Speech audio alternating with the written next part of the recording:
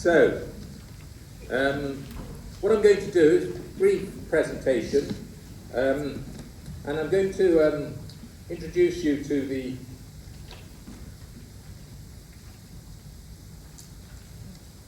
possibly. Okay, I need some help here.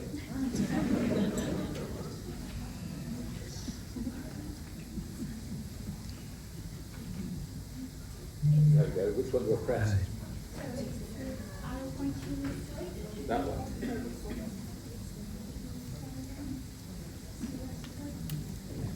Shall I use this? We're still hanging in there, guys. Which one do I use? That one. There we go. So, alcohol-related brain damage is an umbrella term. It's a term that we manufacture ourselves. You won't find it in ICD, but actually ICD-11 has these three concepts or syndromes in it, which are rather impractical, really. It's interesting, ICD-11 has changed its definition of dementia from ICD-10. In that ICD-10, it's recommended that we consider dementia as a progressive disorder, whereas ICD-11 seems to have dropped that concept. And it's actually, you need 2 or 3 cognitive domains being affected. You call somebody suffering from dementia. And this is an important thing because, as you'll see, alcohol-related brain damage is really, in the vast majority of cases, fairly recoverable from. The concept of alcohol-related brain damage, though, is a much more pragmatic thing. Very few people will present with a Wernicke-Korsakoff syndrome in the acute setting. That's actually a very small minority of people with alcohol-related brain damage will present acutely with WK. The vast majority of people will present with this executive syndrome. And I think you probably had a mention of this morning, and this gives me an opportunity to bring it together in the context of alcohol-related brain damage. There's a group of people if you're dealing with people being sent from acute hospital trusts, like the gut wards or the liver wards, who will have some microvascular disease, usually periaqueductal or periventricular, and there'll be a proportion, perhaps altogether, between microvascular disease and trauma, about 25%, will have mild evidence of trauma. Now, these are not the main presenting problems. They are very much a secondary problem that's often found on scanning. There's a number of people who will present, very few, with the relatively rare alcohol-related problems, like Mitrofavi, Biganami, and etc., of which I can't tell you very much about because I haven't seen very much of it. So that's really what we're talking about. We're talking about this sort of Venn diagram, really. In order to think about how much of it's out there, well, it all depends. Because the definition's so loose, it's very difficult to get your hand on this. So I've taken an example, a very typical example, of a survey done on 640 patients attending an alcohol treatment service. And you can see in this that over half of them will present with reasoning problems. So these people that are heavy drinking in alcohol treatment services are running into reasoning problems, thinking problems. And you can see also that it's very subtle. A lot of these people, you won't even know that they've got a problem. About just under a third present with significant memory problems. And this is both antegrade and retrograde episodic amnesia, and problems with confabulations, and of course, enhanced suggestibility, which you get in quite a lot of organic brain disease. Now, I'm very quickly going to just remind you that the working memory, and I'm using that term in such a way that I'm using that term as that memory that allows you to synthesize what I'm saying now in order to take it in, is intact in the vast majority of people with alcohol-related brain damage, and so is their visual memory. Now, the important thing about that is that when you come across a person in an acute medical ward, they actually can appear not to have any cognitive deficit at all, because they are orientated, they're visually able, they'll recognize you, and they'll be able to follow your conversation and respond. This is a very brief overview of how the systems are affected with alcohol and thiamine deficiency. You can see that this is a classical WK position with the mammillary bodies, thalamus and the prefrontal areas. Then you've got the limbic system is generally involved, including the hippocampus and the temporal lobes, as we've already been talking about, and the prefrontal area again. And also you've got the cerebellar, pontine, frontal systems involved. And this is why frontal systems and prefrontal and dysexecutive problems are the main presenting problem early on in the game. And that all the other systems seem to affect. Of course, alcohol and thiamine deficiency will affect frontal lobe directly as well. Let's look at this thiamine problem. There are 4 ways that you run into problems with thiamine when you're drinking. The first is you're less likely to eat thiamine, i.e. your nutritional status is pretty grim. Second problem is it's going to involve, it prevents thiamine being picked up from your gut, alcohol. Third problem is, as you can see, it stops reuptake in the cells. And fourth problem is that once it's in the cells, particularly in the mitochondria, it actually runs into real problems in metabolizing. And this, of course, will cause considerable effects on high energy use of the brain. Now, how much do you need to drink to get it? Well, again, the problems are pretty vague, the literature is pretty vague, and you have to go right back to source information of Oslin's criteria, which was written in the 1980s/90s. And it shows, if you translate that into British, because he's American, British drinking units, etc., this is the sort of quantity that you need to drink. It's a sort of guidelines, don't use it as a threshold. Sort of quantity, it gives you an idea of how much, how likely a person's brain is going to be affected. In my experience, most of these people have been drinking for considerably longer than 5 years. And of course, it's so dependent on lots of other variables, many of which we probably don't know about, such as, those up there. So, that's giving you a brief overview of alcohol-related brain damage. Now what I want to do is I want you to introduce you to Jean. Jean is an amalgam patient. She's a patient in which I brought together as a consequence of lots of experiences with other patients. And I've interposed conversations with other patients into Jean's story. Jean is a pretty typical person when you're working in alcohol treatment services. You can see, through no fault of her own, she's fairly broken. Doesn't take much imagination, really, does it? Lonely, broken, guilty. You can see her isolation. Being progressively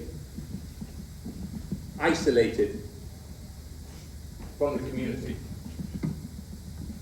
And as time goes on, you can see that things are falling apart. Now, anybody that's worked in alcohol treatment services will be very familiar with this sort of picture.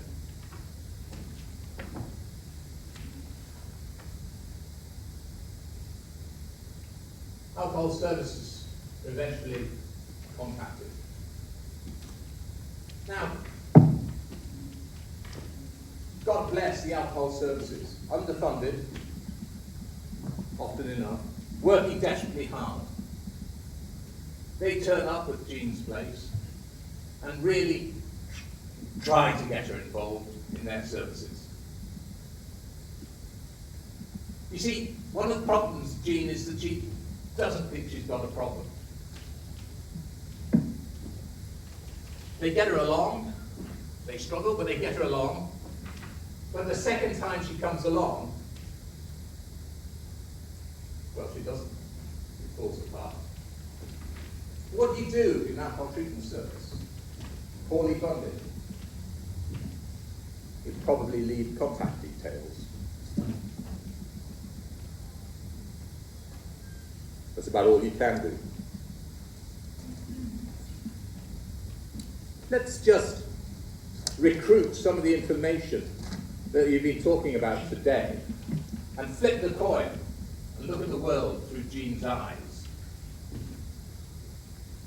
We already know that she's suffering from dysexecutive syndrome. She's got these reasoning problems, and these are reasoning problems found in people attending alcohol treatment services.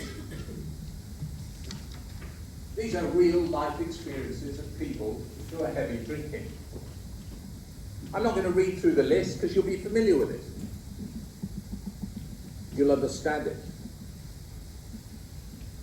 But what I'm going to do is just explode up the lack of insight, which was mentioned by our head injury friends. And let's just look at that in the context of alcohol-related brain damage. We all know, and we've all spoken to people who are alcohol misusers, and we all know that there are lots of reasons that they will not be wanting to be involved in our services. They're very commonsensical reasons, and I can empathise with that. I don't want strangers coming into my home. I don't want to go along to alcohol treatment services. I could probably manage myself. I don't want to be trapped in. Then, of course, you've got this concept of psychological denial. The Freudian concept, which we were all taught at medical school. Well, I was, probably a long time ago. This is when you get so much angst because of if you accept the fact that you are an alcohol misuser and you've destroyed your family, your finances, lost your job, that you have to put it into a box deep into your unconscious. And so you will deny it to both yourself and other people. Everybody's familiar with that. But perhaps there is the third reason. Perhaps that part of the brain that is damaged is that part of the brain that allows you to compute what alcohol is doing to yourself. Perhaps you are experiencing anosognosia. Now, this is a term that was first described by Babinski.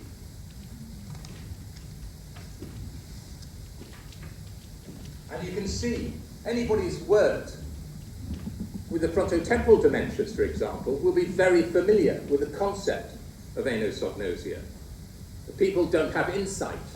They don't understand their behavior. They don't see their social consequences of their behavior. Just like we were hearing earlier today. It is very common when you're working in the world of brain damage and dementia. It was found by Kaufman to be experienced by people with alcohol-related brain damage. And indeed, even more contemporaneously, it's been exposed by Baldwin,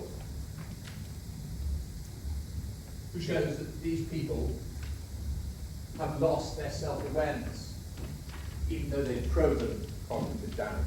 And it has been shown to directly affect the way that people respond to interventions and treatment.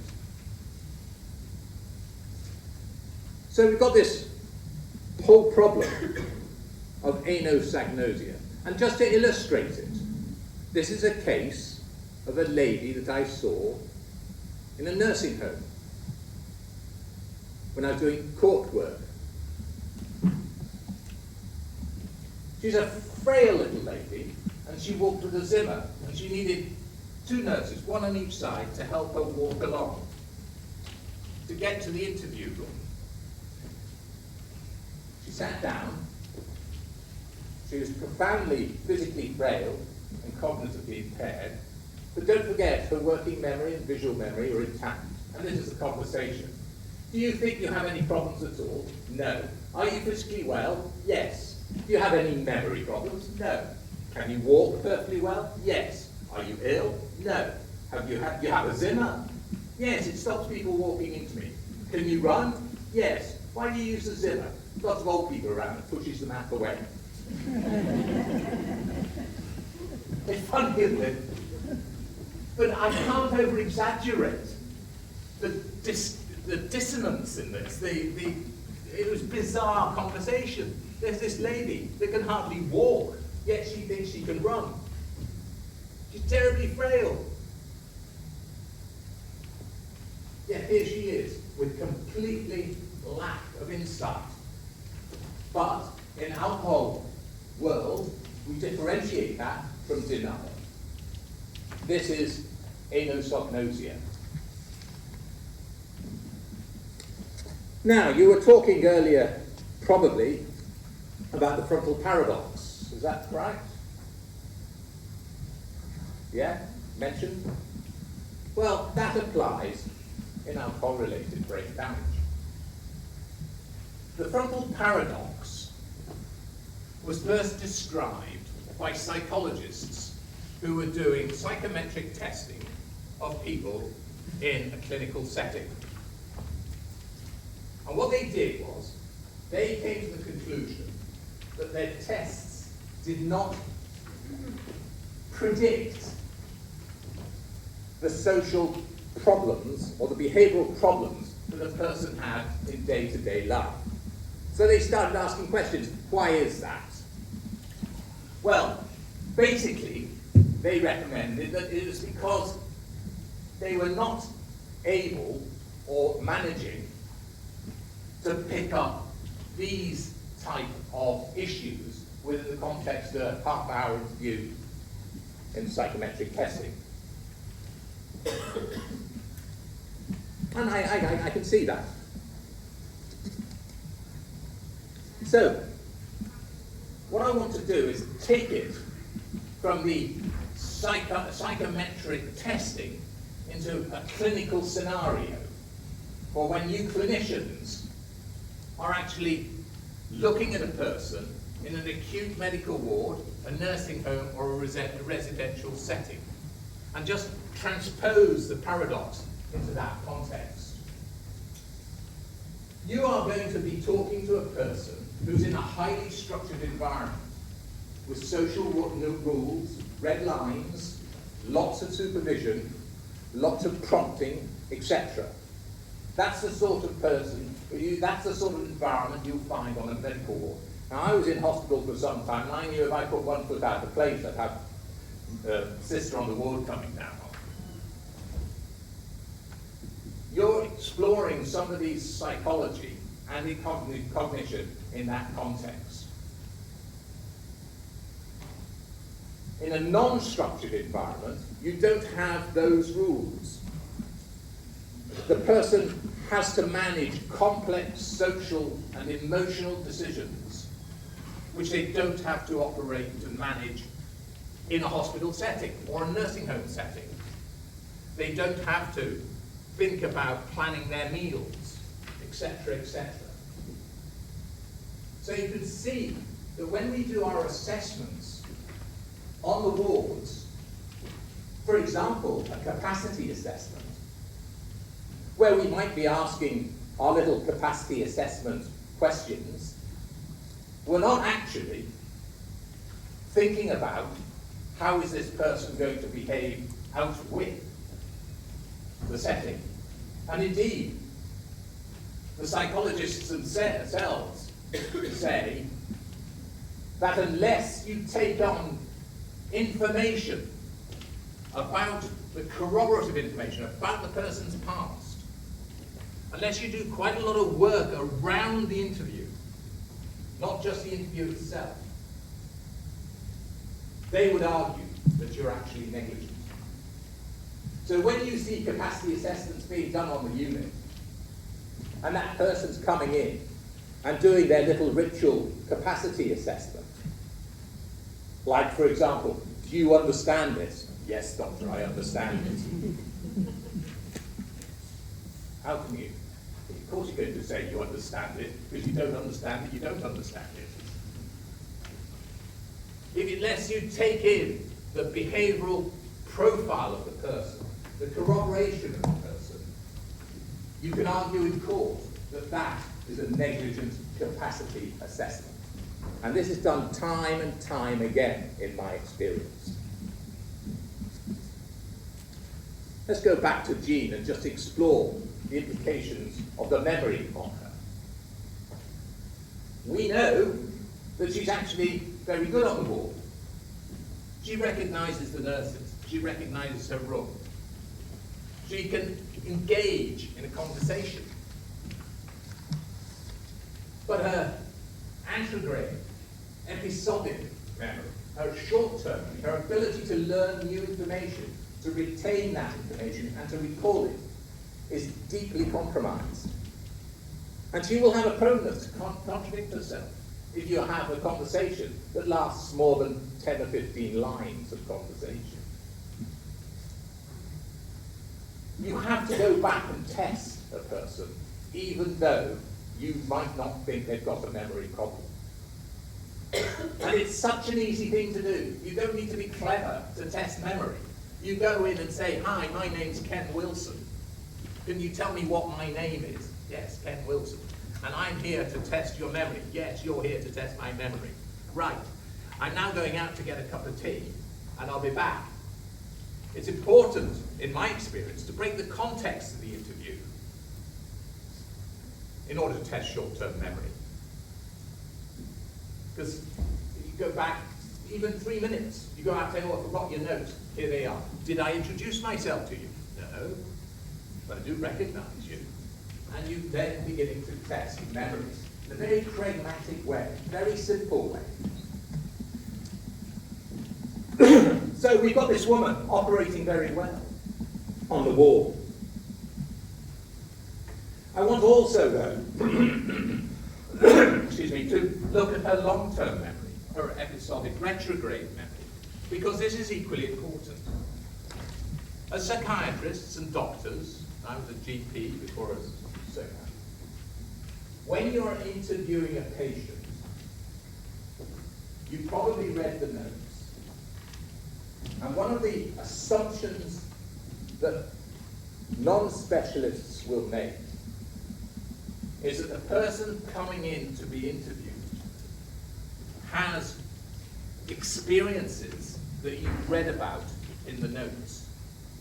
Consequently, you will often engage in a conversation that is contextualized.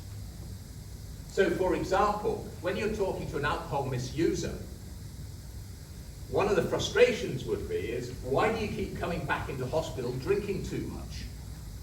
Is it not? It's a white knuckler, isn't it? You go, oh God, this is X again, not Jean again, she's coming back in the ward for the 10th time in a month. The problem is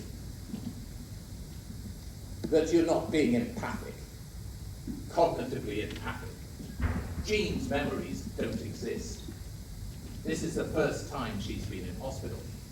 You can lose 25 years of your memory backwards.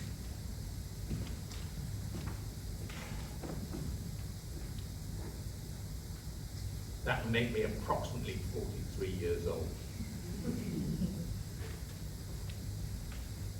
Jean still thinks she lives with her husband. So we've got short-term memory. You tell her that she doesn't live with her husband, and of course she forgets it. And we've got long-term memory, where she remembers living with her husband. It's just like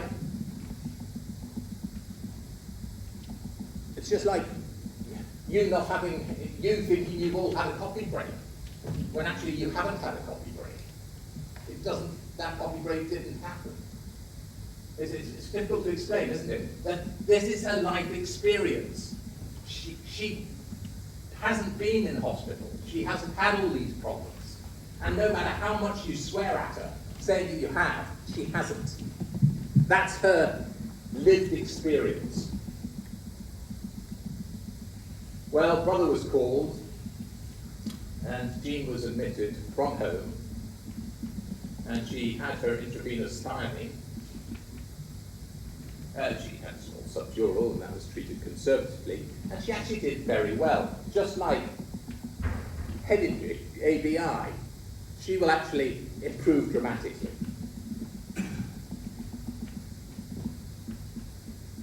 This is a conversation I had with somebody in Jenny's situation. How are you today? I'm fine. Who can interrupt any visitors? It's okay, my husband's just left. How long have you been married? Many years. You're still living with him? Yes. You're going to be living with him when you discharge? Of course. Are you going back to your home when you leave hospital? Yes. You'll be living alone then? Yes. But she's contradicting herself. And we know that's the situation. And let's look at what's happening here. She's highly suggestible. Look at my leading questions. She's got a momentary confabulation there, where she believes that her husband has visited. She believes what she's saying, it's not lying, and she's contradicting herself, and she thinks she lives with her husband. That's a classical situation of somebody in her situation. She goes back home. She goes back to the same cues. She has this executive syndrome, long-term memory problems, no attempt to look at her behavior at home. As far as she's concerned, nothing wrong with her, doesn't want alcohol people involved. She deteriorated, stabilized, but had a course of POTS, placed in an old person's nursing home, and a few years later died. That's the story of people with alcohol-related brain damage throughout the country. Jean had entered the ARBD trap. She's got lots of psychological problems that are actually going to facilitate her drinking. Her cognitive problems now are having a positive effect in making her drink more. She's got this sort of double helix relationship between alcohol misuse and cognitive damage, ending up in her own destruction and problems with management and treatment. You see, what could have happened for Jean? That's a brain of somebody drinking for many years, and a year later, after a year later of abstinence and nutrition, you can actually see brain growth and cognitive recovery. If you actually, it's not come out very well, if you actually look at the process of rehabilitation, you get them physically stabilized. We have a 3-4 month period, as in Jean's case, where she improved.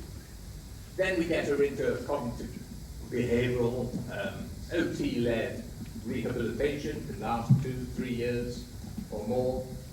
Then we settle her into the community, into a situation where she may be supported if need, and we then integrate her back into the community. If you do that, you get an 85% reduction of patient use of bed days whilst they're on our care plan. Just to show you that this is the sort of problems that these people had as well, that we weren't selecting them, they were consecutive from acute medical care, the vast majority managed under the MCF. We increased the sample to 72, and these are the outcomes that we got. Over a number of years, 77, till we finished the follow-up, 77 remained abstinent. Improvement in HONUS, apart from depression, which we often needed treating. ACE scores, and look at this. Just under half of them were settled in their own homes, independent of any services. These were very severely disabled people. About a quarter stayed in institutions. Generally speaking, we know that ARBD is a consequence of excessive alcohol. It's underdiagnosed. The acute form of vernicose can be prevented. It's usually subtle, though, in onset.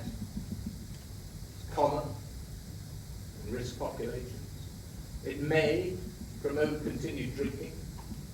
A lot of people with ARBD don't realize they have it. It may be a cause of non-compliance with interventions, whether they be medical, surgical, or psychiatric, and most people will improve. You see, ladies and gentlemen, one possibility, I don't know anything about Stoke-on-Trent services, but one possibility is that if we had a diagnosis and we'd done a comprehensive capacity assessment and we had pathways that took us from the hospital into the community, Jean might be alive today.